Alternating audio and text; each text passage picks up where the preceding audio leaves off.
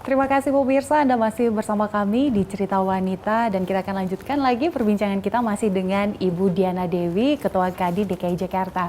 Bu Diana, kita lanjutkan kalau tadi kita udah bahas nih soal program Jakarta Festival yang nanti juga pasti kita tunggu nih karena tadi dari obrolan kita seru banget nih pasti kegiatannya ya Bu ya.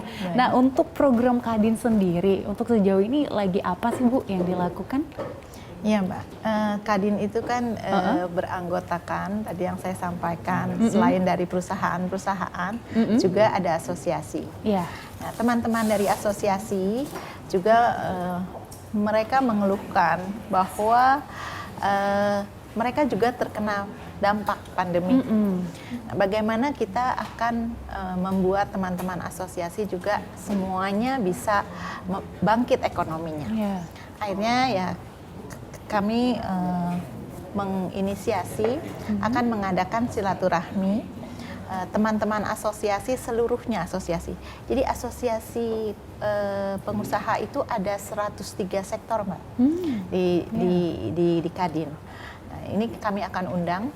Kemudian kami ingin mereka mempresentasikan apa sih asosiasi mereka sehingga antar mereka saja sudah bisa berkolaborasi.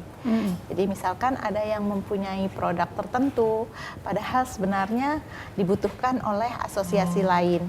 Nah kalau tidak mengenal kan akhirnya agak tak kenal maka tak sayang. Nah ini yang inisiasi seperti ini diharapkan sekali oleh teman-teman asosiasi. Bahkan mereka yang support sampai mereka bilang, Kadin tenang-tenang saja, duduk-duduk manis saja, tidak usah keluar biaya apapun. Kami yang akan keluarkan. Nah, itu animo dari teman-teman seperti itu kan berarti ada bisnis di situ. Ya, semangat baru ya Bu, Betul. ada semangat-semangat meskipun sempat terpuruk pada saat pandemi ini melihat bahwa masih ada peluang-peluang untuk meningkatkan usaha untuk akhir-akhir ini. Nah kalau dari pendapat Ibu, iklim usaha untuk saat ini seperti apa di Indonesia? Ya, kalau melihat dari kondisi yang ada, kalau kita saat ini kan prihatin sekali untuk ke depan ini masalah pangan. Kita tahu bahwa bukan cuma Indonesia aja, tetapi dunia ini akan terjadi krisis pangan. Nah, saya berharap ya, walaupun kita ini disebut negara agraris, tapi orang di kita sudah banyak yang meninggalkan itu. Nah, harapannya bagaimana sih iklim usaha yang harus kita lakukan? Nah, selain dari kita. Kita tahu nih kalau sekarang ini adalah program yang dikhawatirkan adalah masalah pangan. Dari mulai iklim, kemudian juga secara internasional juga ada perang Ukraina dan Rusia juga berpengaruh terhadap ekonomi khususnya pangan. Ini kemarin kebetulan saya baru dapat arahan dari Pak Jokowi, kami Kadin baik Kadin Indonesia maupun ketua-ketua Kadin provinsi. Beliau sampaikan kalau jadi Kadin itu harus menjadi motornya. Sehingga kalau kita mau tahu pada saat sekarang adalah akan menghadapi krisis pangan, ayo masuk ke sektor tersebut. Jadi salah satu contohnya saja memang Indonesia belum masuk ke situ. Tetapi sekian waktu yang tadinya hanya 24 negara, kemudian bertambah lagi. Nah ini kan perlu kita harus betul-betul mewaspadai ini sehingga harus ada usaha dari kita. Nah, mudah-mudahan teman-teman Kadin bukan hanya bisnis di satu sektor saja, tetapi juga bisa ke sektor lain yang mana saat ini memang harus diperlukan untuk itu, yaitu bisnis di sektor pangan. Sektor pangan saat ini sudah menjadi sorotan karena memang dari dunia pun banyak pengaruhnya seperti itu ya Bu. Tadi ada seperti dari perang Ukraina tersebut yang akhirnya mempengaruhi semuanya. Tapi untuk persaingan bisnis sendiri, Ibu melihatnya seperti apa nih di Indonesia? Kalau saya melihat sih ya belum terlalu sehat ya persaingan bisnis di Indonesia, dimana yang besar besar terus, yang kecil tidak bisa besar. Ini penyebabnya apa? Kalau Ibu melihatnya? Kalau saya melihat ya, terus terang saja belum berkeadilan ya. Belum berkeadilan. Memang kami tidak menyalahkan seperti contohnya perbankan lah. Yeah. Kalau perusahaan itu kecil, itu tidak dilihat untuk mendapatkan kredit. Ya, agak sulit. Tapi kalau justru perusahaan-perusahaan yang besar itu lebih diberikan fasilitas.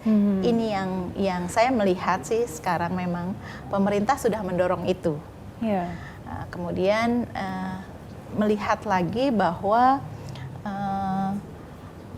harusnya ada perusahaan-perusahaan besar yang bisa menjadi ayah angkat dari perusahaan-perusahaan kecil. Ini juga penting, dan makanya kami dari Kadin DKI pada saat akan melaksanakan rapat pimpinan provinsi, kita juga merangkaikan kegiatan dengan Jakarta Festival. Jakarta Festival sendiri mempromosikan produk-produk UMKM.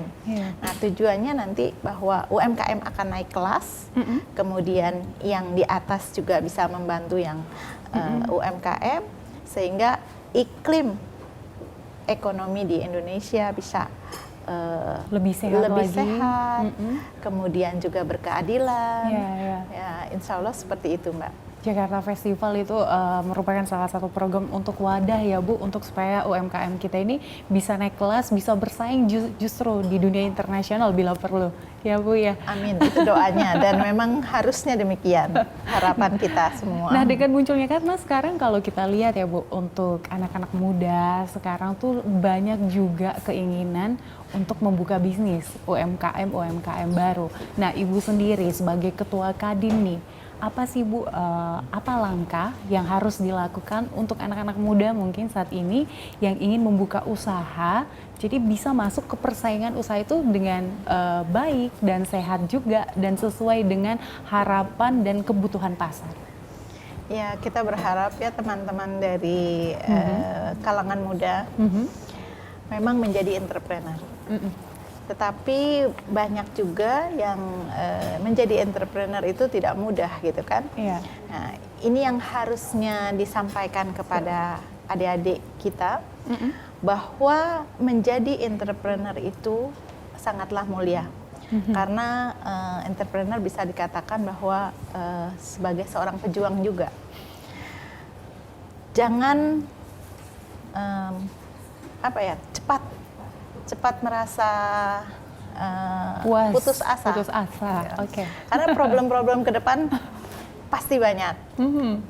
Kemudian jadilah entrepreneur sesuai dengan dirinya.